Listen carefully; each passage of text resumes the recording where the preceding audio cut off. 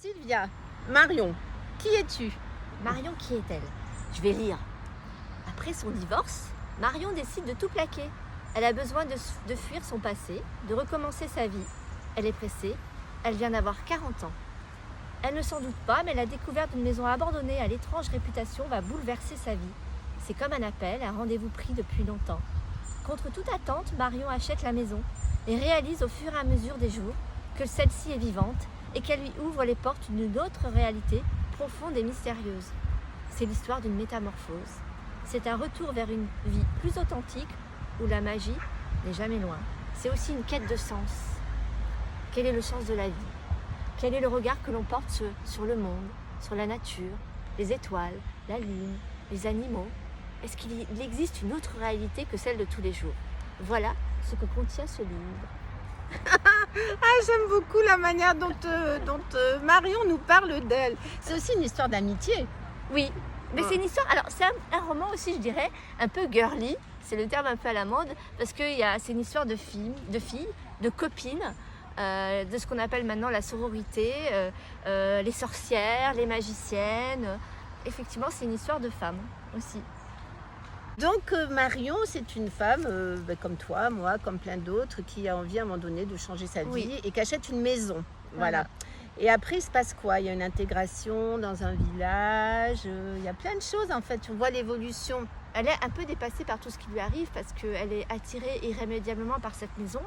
Elle est dans un village perdu où elle ne connaît personne, donc elle est un petit peu angoissée, mais c'est au-dessus d'elle, elle ne peut pas s'empêcher, elle sait qu'il faut qu'elle achète cette maison. Et cette maison, elle est un peu mystérieuse, elle ressent des présences, elle est un petit peu... elle est vivante, donc elle ouvre les fenêtres, les portes, il y a plein de choses qui se passent à travers cette maison. Il y a une magie qui est présente, une force qui est présente, qui va effectivement aussi activer la force profonde de Marion. Elle va se rendre compte qu'elle porte en elle quelque chose, qu'elle a enfoui depuis longtemps. Et c'est ce que je dis dans le livre, c'est une métamorphose et une quête de sens. Et c'est aussi un côté conte. Moi, j'ai trouvé que... Moi, je me suis baladée en fait entre une vie ordinaire, entre amis, etc. D'où le titre, Marion entre deux mondes. C'est une histoire d'une vie de tous les jours. Elle est confrontée au quotidien et en même temps, elle va rentrer petit à petit dans un autre monde où elle va percevoir que le monde est différent des apparences en fait.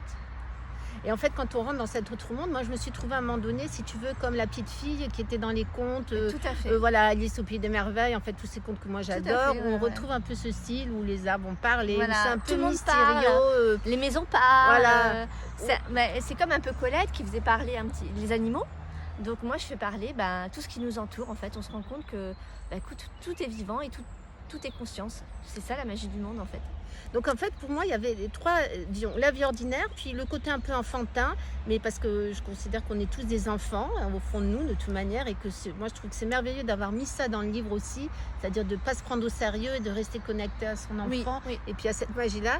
Et puis après, tu ouvres vers des mondes, c'est vrai, de l'invisible, etc., où là, tu vas loin.